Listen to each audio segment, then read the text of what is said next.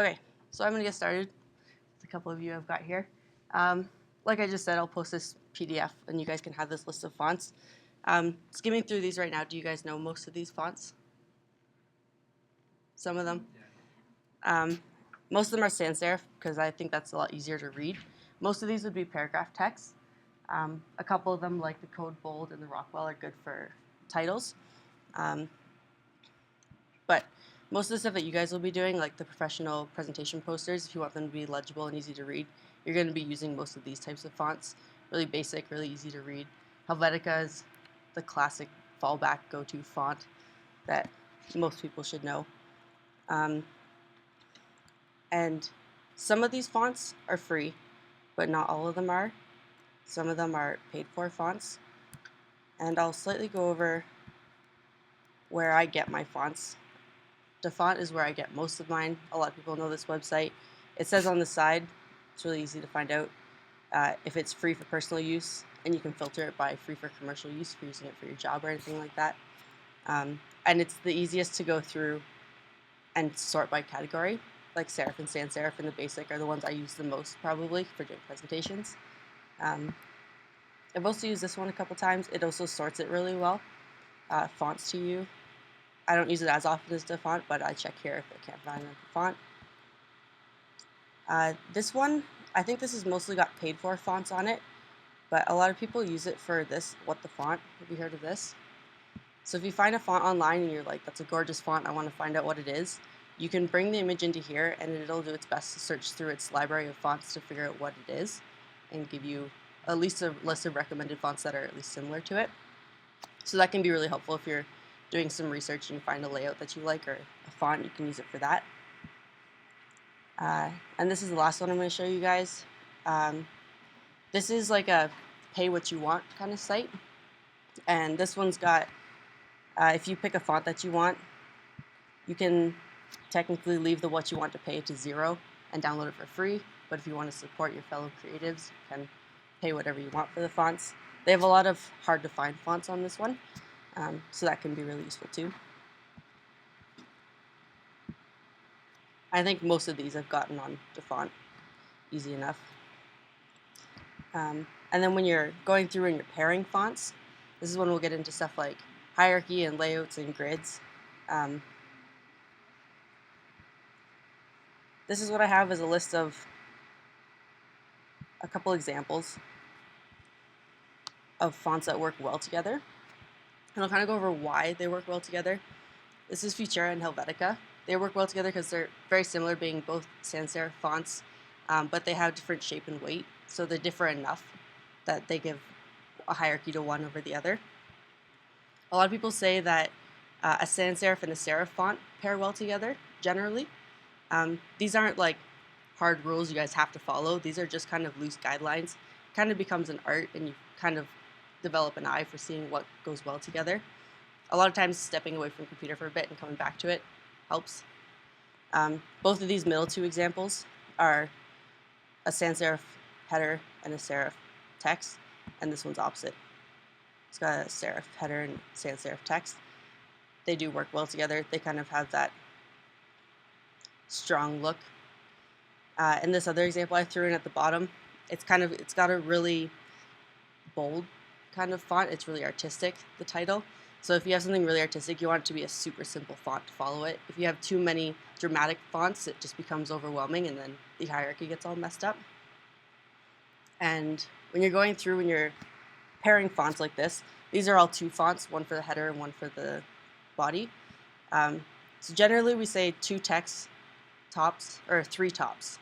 So aim for 2, but 3 is the max. Don't ever use more than 3 fonts, especially on a presentation poster, because it just gets to be too much. So this one's a good example of 3 good fonts. And while I'm talking about this one, actually, what Matt brought up in the last class was about paragraph lengths. So he was looking at all your posters. Some of you have text like this one on the side that I've got here, and it's filling up the entire width of your 10 by 10 boards. And those are too long for optimal reading. And some of them have paragraphs that are way too short, so there's only like 2 or 3 words per sentence or per line. And that gets also really hard to read. So this is about what's optimal. It's 8 to 10 words per line. I've got it here. It's 27 characters minimum, 40 characters is maximum, or optimum, and 70 is maximum. This example here, I believe, is like 42 characters, 43 characters, and 46 characters. So that's all within the optimal range of what's reading. So that's what you guys should be putting in your posters. Matt would be so happy to see that optimal reading. And same with this one. It's about the optimal reading. It's not about filling up all the space. It's about where your eye can track. And then going on with readability, you can see that all these ones follow the same grid line. All these are just left justified, so they all line up nicely. Do you guys use InDesign for most of your poster layouts? Yeah? And do you guys set up a grid when you do them, generally? So I'll turn on my grid. A lot of the posters, well, not a lot of them, I guess some of the posters that we've seen, if you guys have a grid, you're not sticking to it. Maybe not you guys exactly, but some people, there's no direct line where stuff lines up. Even with your images, like where the edge of your render is, should line up with the rest of your text and kind of give it that visual line. So I'll just quickly go over how you do that in here. To add some columns. So let's say I'm going to add like 4 columns. I think the gap between columns is generally about half of your margin width. I'd usually just set it to whatever's default is fine. I think it's about that. And then adding a text box.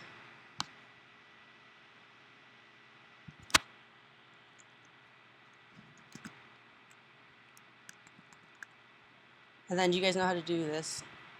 When you have this little plus red sign, it means your text is lower than your box. But I think most people know how to do this, and then you just add another one. And you can keep going with it too.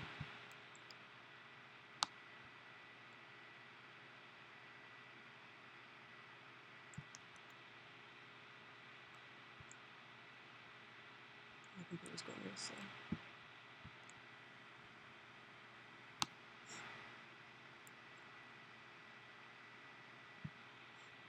And then once you want to add a title in, say, fit to this grid. So I'm not going to leave the grid lines that I have set up.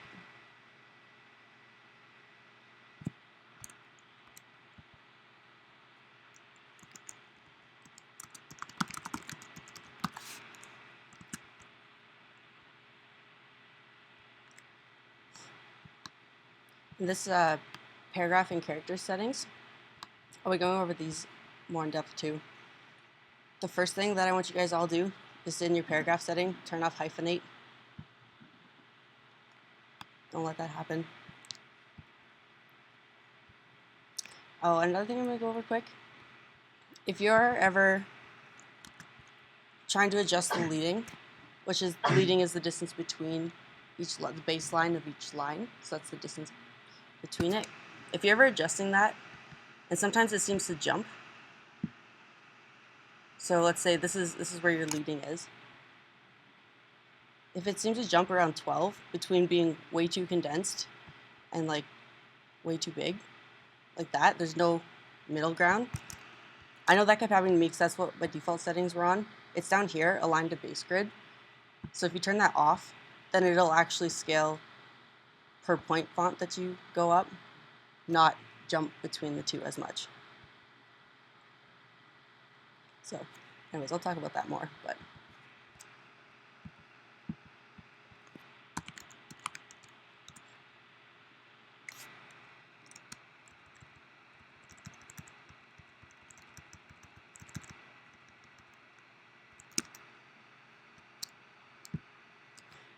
and so this one I'm going to align to the right because it looks like it fits in our grid better.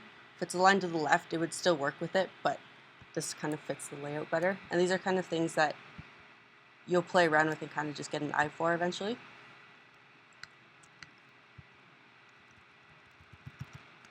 But anyways.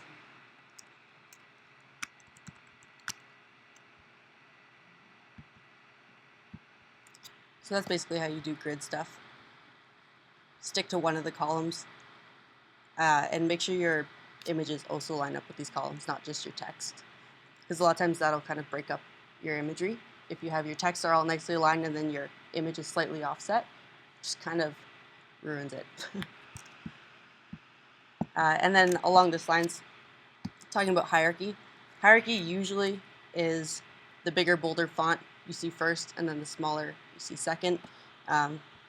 This also works. This is when you can kind of use a third font if you're doing like a subtitle or a subheading. But hierarchy doesn't always work by font size and boldness. It can also work like this example I've got on the side here. On the first one, sports is clearly the hierarchy, the first thing that your eye is drawn to. But in the second one, they're about equal because badminton has that big contrast to it. So there's kind of, if your eye went to badminton first, that wouldn't be a bad thing. It would just kind of be normal. And then the second one, or this third one, where it's got that marker texture over it, since it interferes with the word sport and not badminton, badminton becomes the hierarchy now. It's kind of the first thing you go to, and then you kind of go up and figure out, oh, that says sports. So there's lots of other things you can do, like contrast, and that's when you start to get into color. It can really change your hierarchy. So if you have a smaller title, but it's in red, and it's the only red thing on your poster, that might be the first thing people see. So use of color can be really important in that.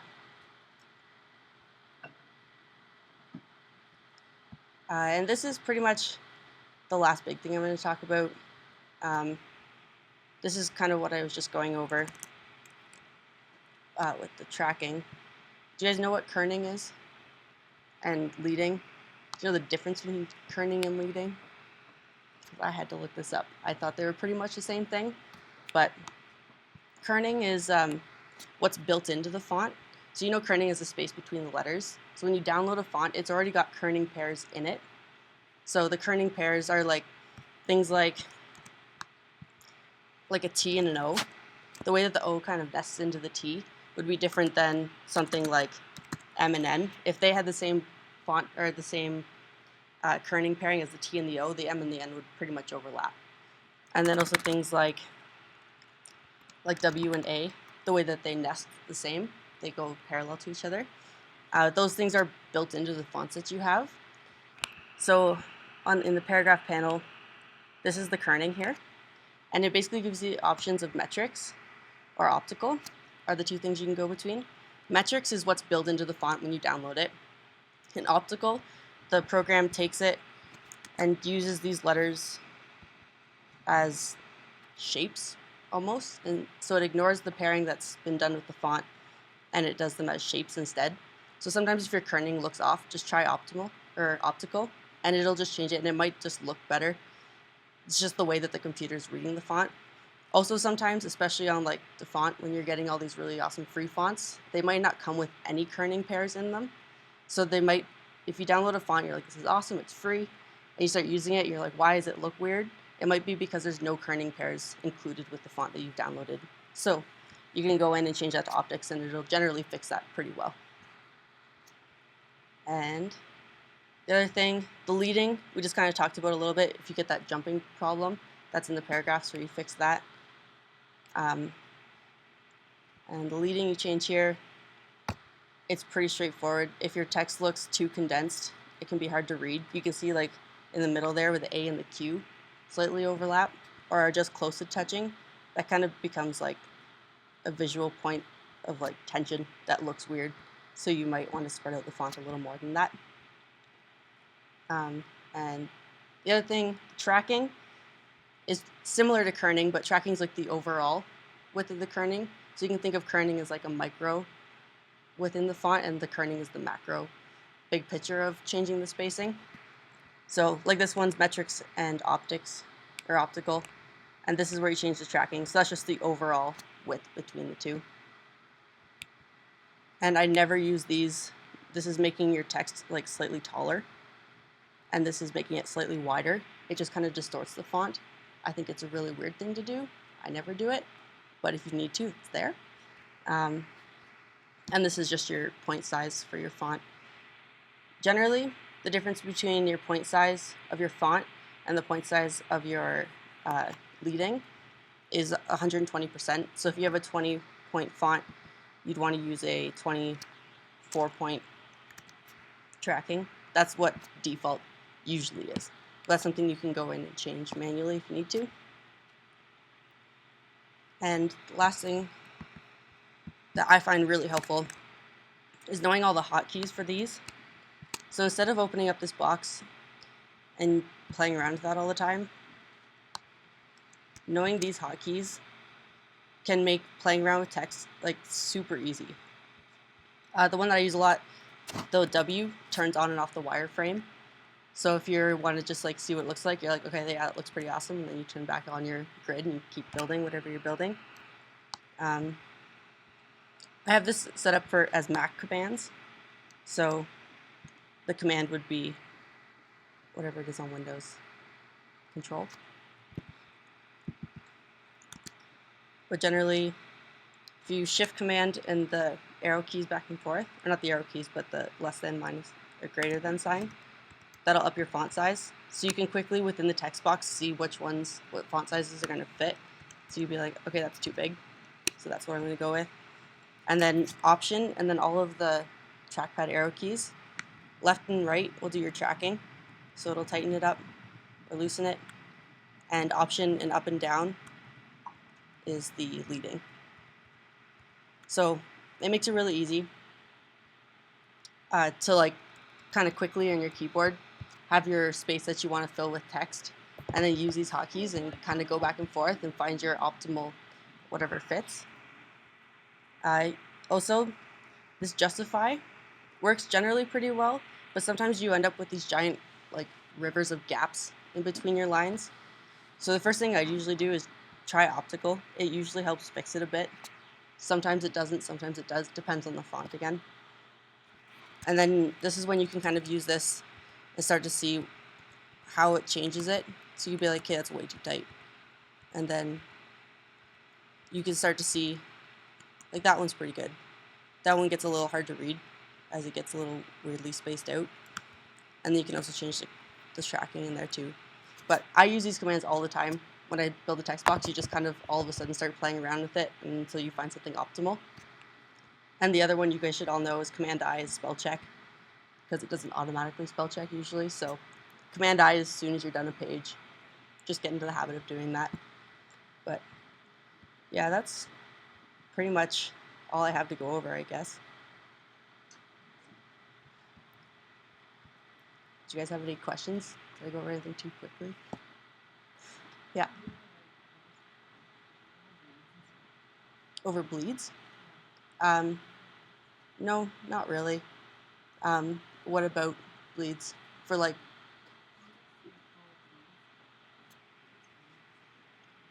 full bleed is when you print something and the background or the image goes straight to the edge of where you're going to be cutting. I've never actually, well, I've rarely printed from InDesign. I don't know how it deals with bleeds. Do you know much about bleeds in InDesign? Yeah, true. Well, generally I stick with the baseline grid that's given, and I just try to not let anything go past that. But I guess when you guys are printing, are you guys printing on 11 by 17 and then trimming it down? Yeah. Oh.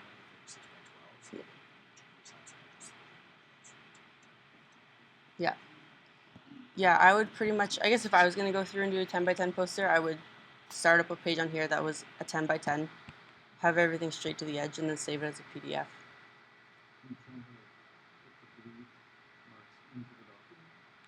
I could figure it out. I don't know how to.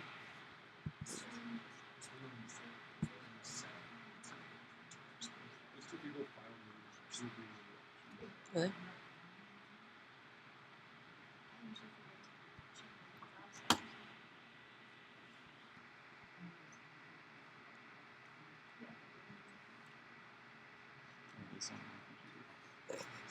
Options. So yeah. Oh. So how do you use this then? Well, I usually put in like 1.8, so like 0.125. In where? In here? Yeah, Into all of them? Any one of them. they're all locked, so Oh. So then that'll put the little thingies on? yeah, we'll just add a bleed line. Is that 0.125? Okay. Okay, did you see what I did? Because I just learned it. That's okay. I was just kind of going through it. When you start up a new document, I had to, mine default set had fewer options. So I went into more options, and this has got your bleed. And so we were just putting in 0.25. That's a quarter inch, or you can do. Oh. Yeah, 1/8 is usually enough. So what it's for is when you put your image on the document, you can drag it right out to here. Your margin can stay in there. It's just like if you have an image or something, pull it all the way up here so that when you cut it, you cut through the image, and your image goes right to the edge. It's just kind of like a safety measure, to making sure that your whole image is.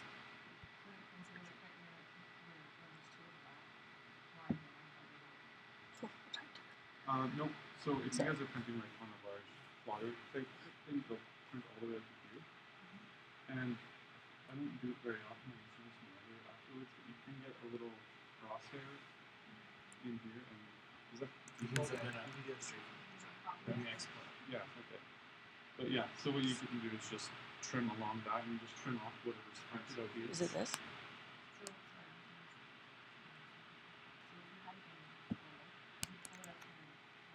The bleed, yeah. Yeah, it's intentional. So you have to like sacrifice part of it just so you get an image all the way to the edge. Yes. And that's just so that when you're actually cutting this thing, like you're not going to end up with a little white sliver. Just gives you room for error, I guess. Yeah. Okay. Do you guys commonly use like paragraph styles? Yes, that's if you want to do that. I only use that for like really big documents, and that's generally what I use InDesign for. I usually use Illustrator for board layouts and stuff like this. I've only ever used, like when I use InDesign, it's for stuff that are like 60, 100 pages documents. So that's when I'd use paragraph styles. Do you know how to go with paragraph styles really well? 'Cause I don't. I know the basics. Again, I know I just had it out. I don't use it very often either, but we can show you guys just. And it's again different than mine. So. Yeah, I usually just find something here. Oops. Here's how we have the.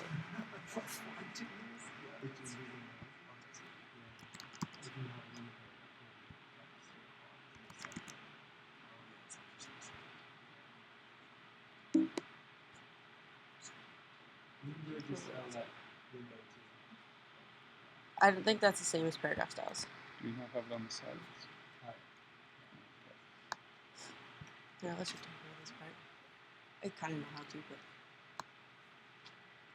Okay, I don't use a Mac, so Just tell me go what to easy do. on me. So, typical layout and setup for setting up something new in any of your Adobe programs. So basically, it's all laid out for you. What you can do is often just copy a style you already have and tweak it, which is really handy.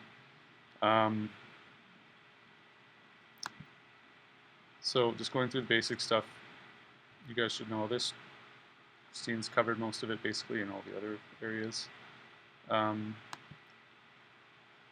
else do I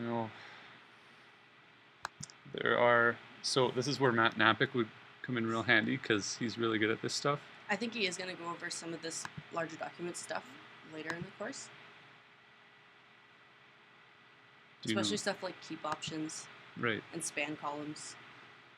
He said he's definitely going to go over those ones later. I've never used them before.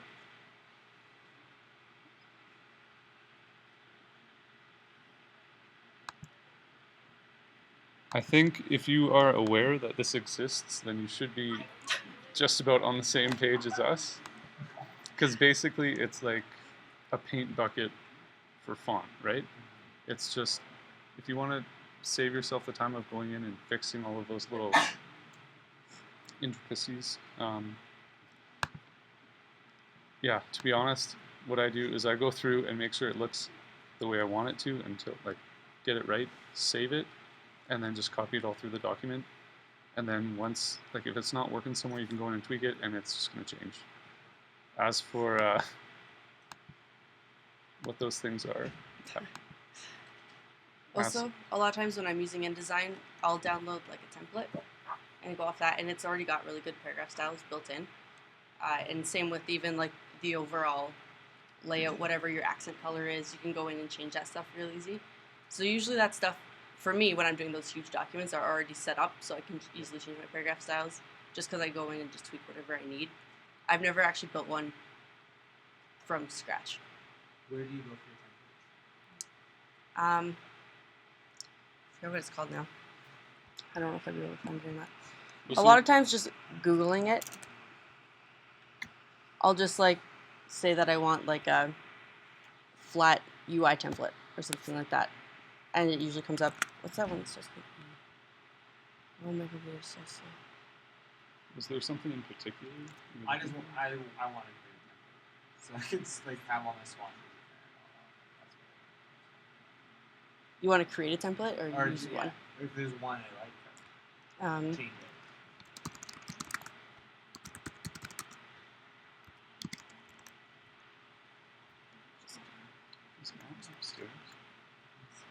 He might be working on Studio. I told him this was going to be really shitty, so I thought Thanks for the heads up.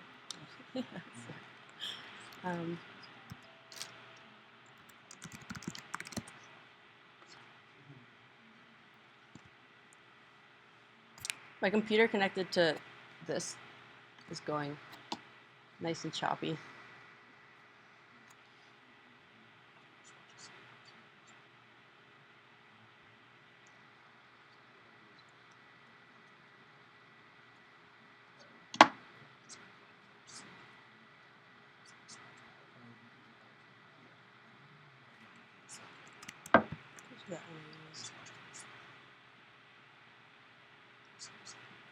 Oh yeah, the other thing I was going to show you guys, there's this thing called the Kerning Game, and you can play it. I just got showed this morning.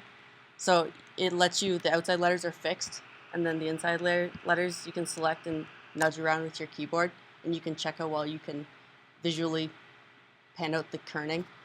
So this is the kerning where it comes into handy, knowing the pairs. And then, so I can say like, sure, that's as good as I'm going to get it. And it'll tell me how close I am to 100. So these ones are pretty off. I'm going to get like 60% or something, but I got 100% once. So if you're bored, you can play the Kerning Game.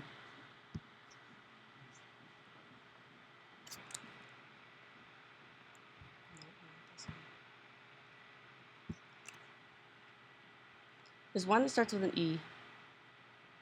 And it's killing me that my computer's running this slow, but I can add that into this document, what ones I find good for finding templates.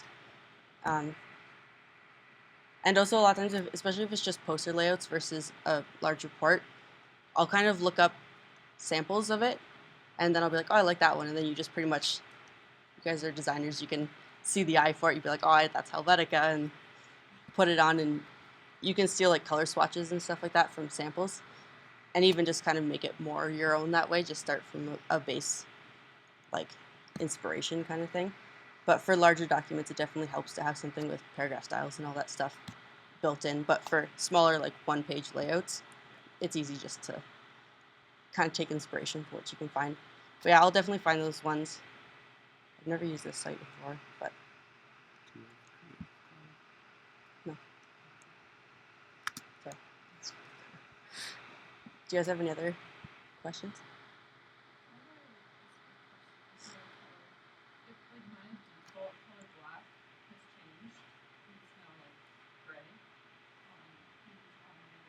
Okay. I don't know. I know on Illustrator the default black is like a 90% gray, and I've just always gone in and manually changed it. I've never actually tried to change that, especially because it looks almost black when you just have like a white page and you start typing with it. Until, yeah, you print it, you're like, what is this? You can try looking it up. Just be living your default swatch. It doesn't, like, I know how it does it in Illustrator, for sure. Like editing this.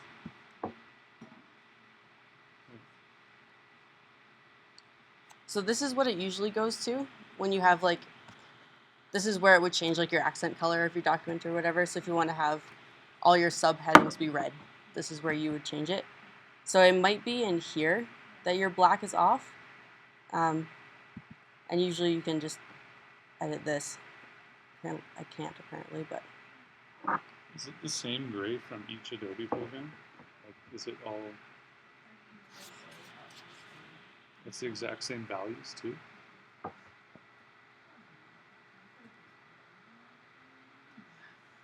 Well, the only thing, I think Illustrator is the only one I've noticed that does that. The default is not true black. Usually I just have to go in and change that. Yeah.